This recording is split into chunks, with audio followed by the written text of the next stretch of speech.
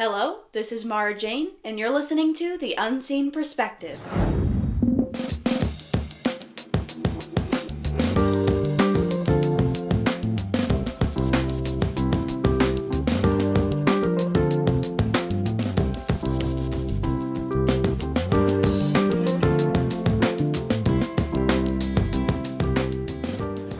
Hello, and welcome back to The Unseen Perspective. My name is Mara Jane. I am your visually impaired host. And today with me, I have a special guest on today's Friday feature. So this is Lyra Thompson, and today we are going to be talking about some of the perks of being blind. So usually people, or even me, I've talked a lot about the disadvantages and the negative parts of being blind and visually impaired, but there are also a lot of perks that I feel need to be discussed as well. So, Lyra has a list for us that we will be going over and talking about all the items on this list. So, without further ado, let's get started. Yes, hello, I'm Lyra. So, as Mara already said, there are a lot of, I'm still obviously, of course, acknowledge there are a lot of things that are not fun about having a disability, but I like to think I'm a pretty optimistic person and try to think of the positives and all the good that has come out of it, and the reasons why. People might ask, oh, if there was a cure, would you take it? And honestly, no, I wouldn't. And some of these are reasons why. So the first thing, we're going to go from smallest to biggest. So the first thing is skipping lines at amusement parks. Is a lot of times every time there's at an amusement park, you can get a disability access pass or whatever name it goes by. And usually that has, in my experience, it either lets you, they write a time on there. If there's it's for people that are not, can't stand in a long line for a long period of time for whatever reason. And technically, being blind doesn't really affect that. But hey, we get it We'll anyway. take what we can get. Yeah.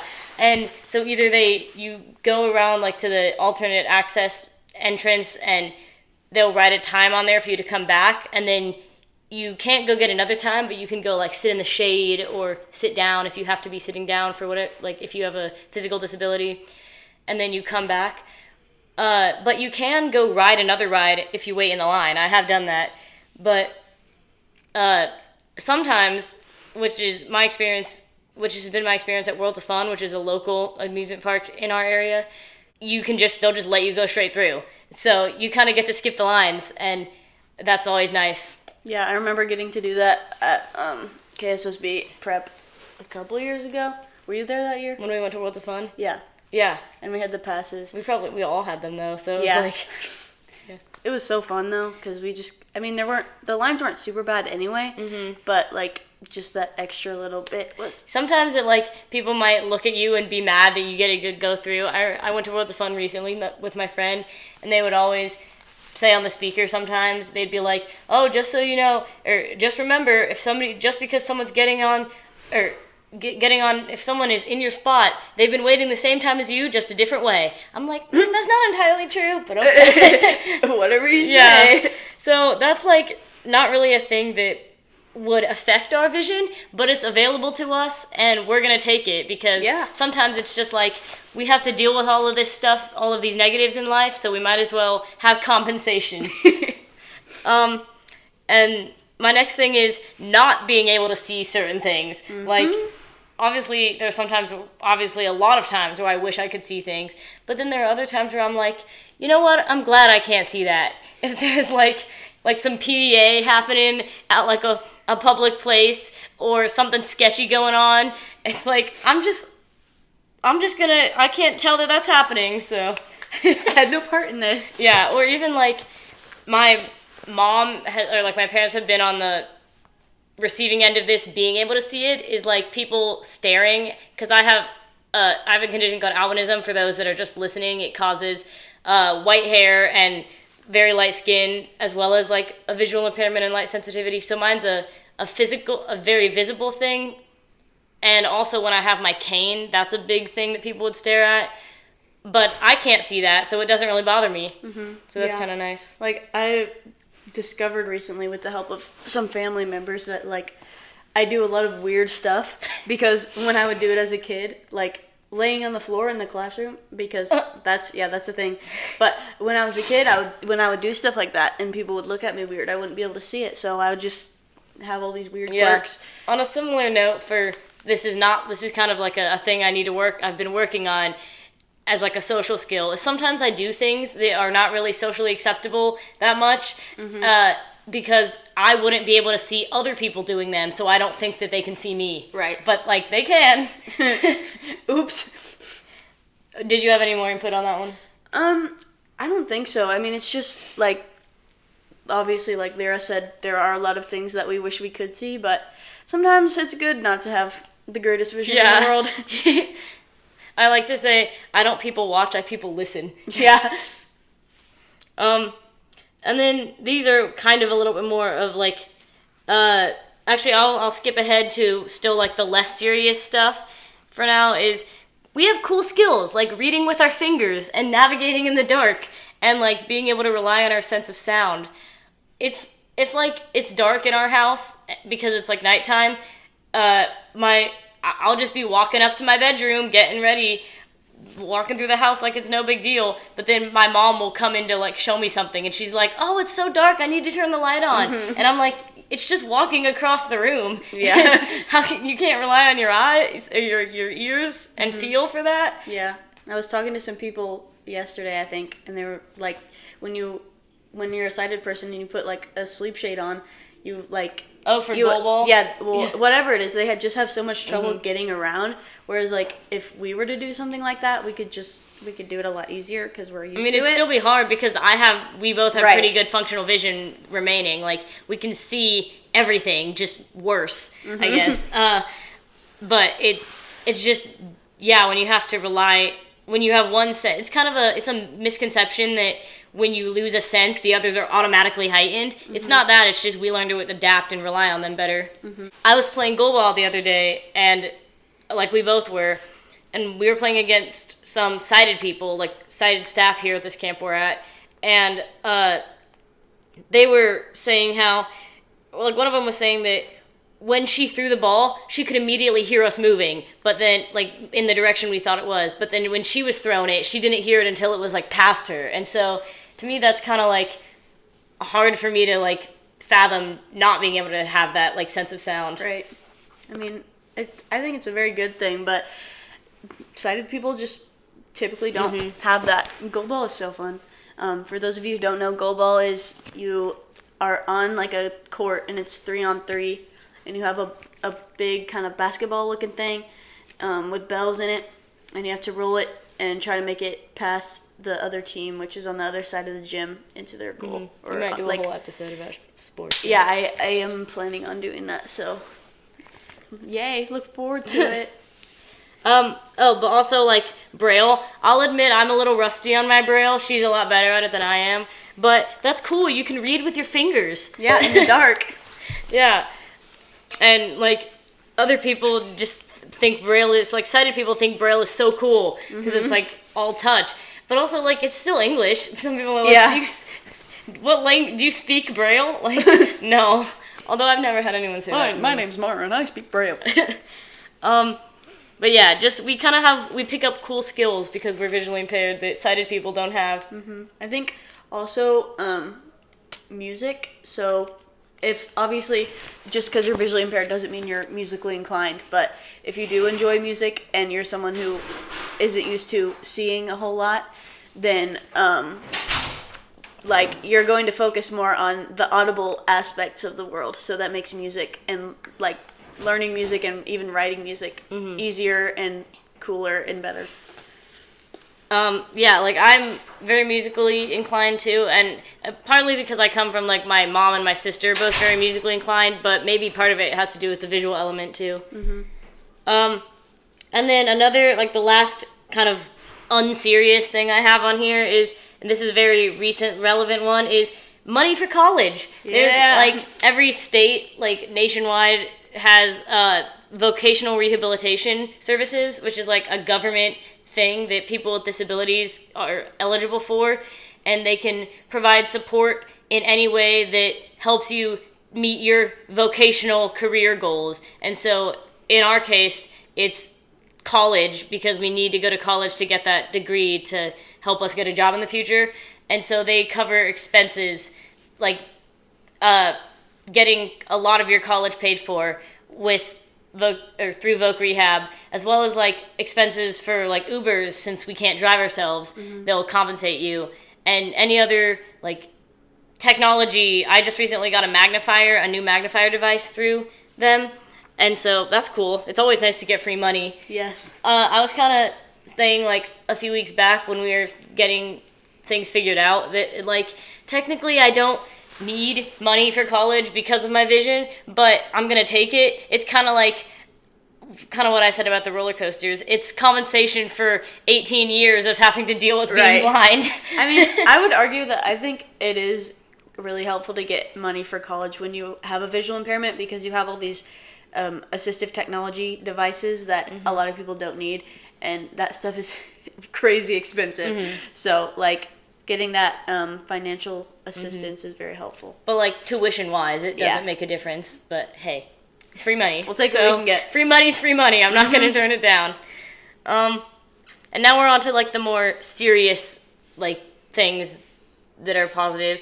So I think having a disability, obviously, I'm more empathetic towards an understanding of disability and accessibility, and like understand how important that is for the disability community to have accessibility and equal access and things like that, just because I've experienced it, and so I know that that's a need. I think a lot of sighted people or people who don't have disabilities are ignorant, probably through no fault of their own. They just don't know what it's like to live in our shoes. But as people who have been through that kind of thing, we are able to help other people like us have a better quality of life, which I think is really cool. And even if you're sighted and you're not uneducated, like our family members and friends and people that like run programs, it's still like you're never going to fully understand unless you've lived it. Right. And so like we have that personal experience and to be able to understand.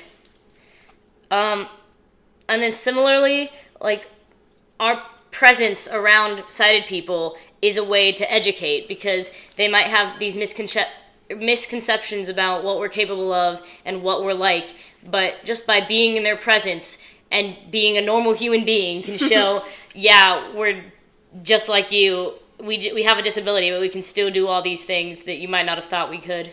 I think it's kind of funny when people are like, when you just do like some everyday task and people are so impressed. They're like, wow, you can do that? I'm like, that's yeah. so inspiring. Yeah. That's a topic that's a whole other topic, though.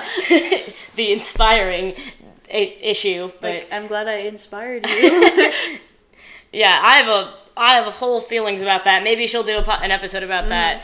But, and like, also, in a way, though, it's like we have, well, most blind people, unless they're like, obviously we use canes or like guide dogs and other, like we might have other mannerisms or things we do that show that we're blind, but to most people it's an invisible disability. You're like, I don't look blind, which is I say that even though that's whatever that means. Yeah, like that term is not great, but generally I don't, like, my eyes look normal.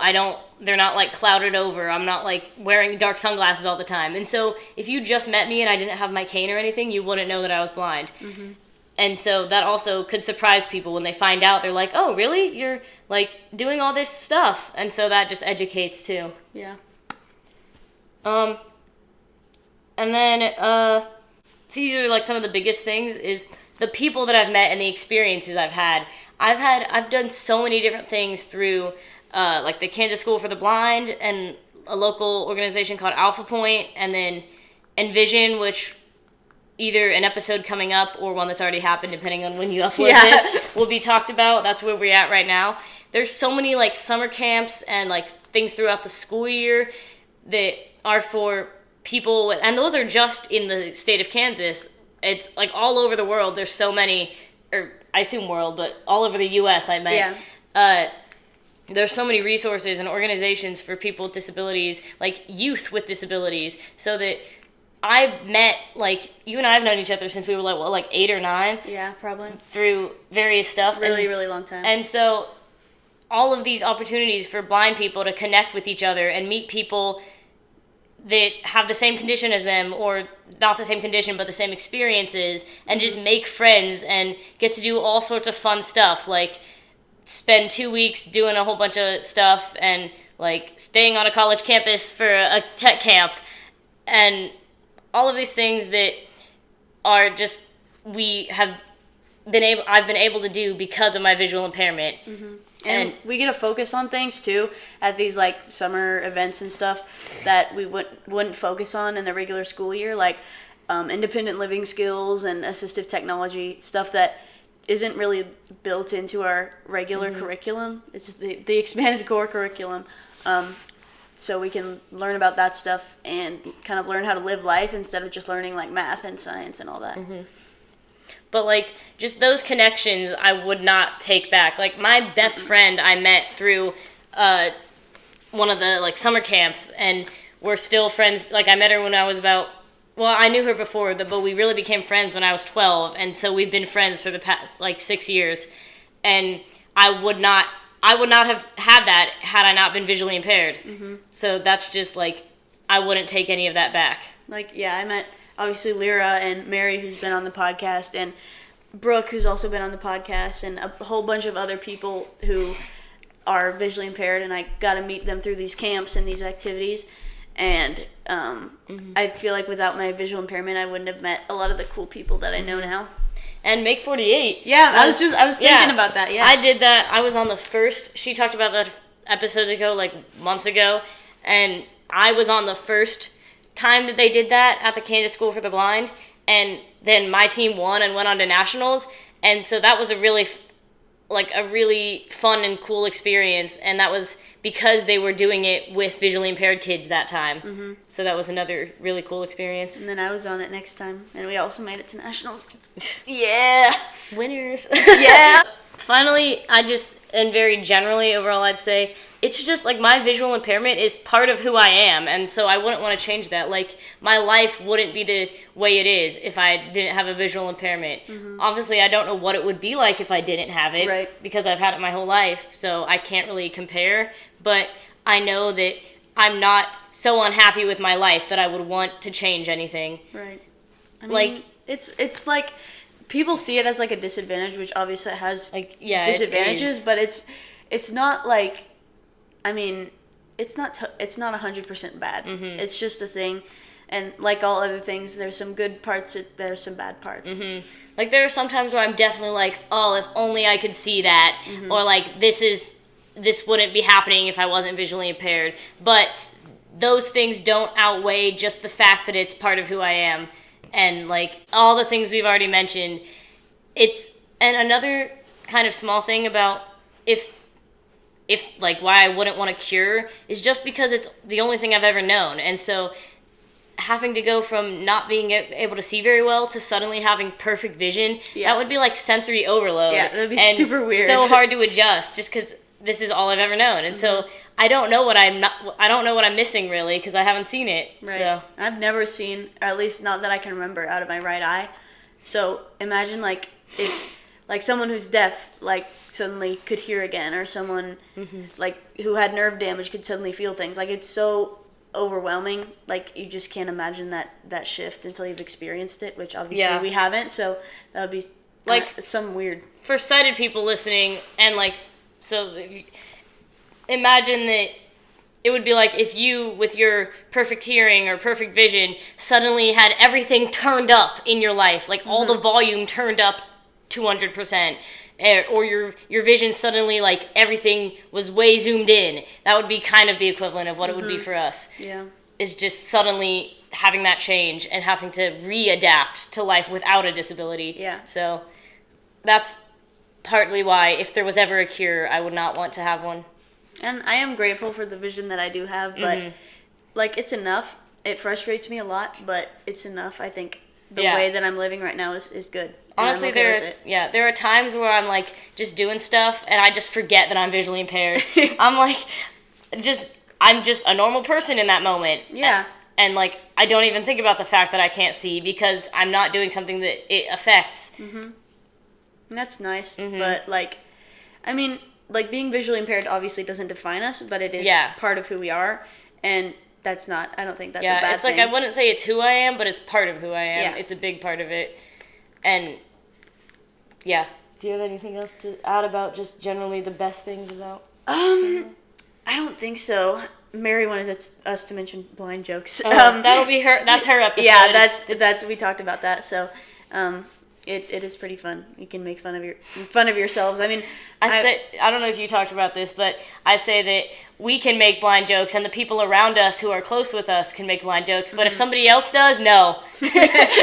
Other people can't, but us and people around us can. It's kind of funny when they try. I don't know. This doesn't fit in. This is not on topic at all, but it was the episode. But just like when people, I don't know, I can't remember if you already mentioned this in an episode, but when people get so, like, they think they have to be so careful around you to not say the word see or watch or look at. Like, what am I going to say? I listened to a new movie yesterday. Did you hear that new movie that came out? Yeah. Like, or they say, I've never had this happen to me because I have enough functional vision, but I've heard stories of somebody being like, oh, come look at this. Oh my gosh, I'm sorry, I shouldn't say that.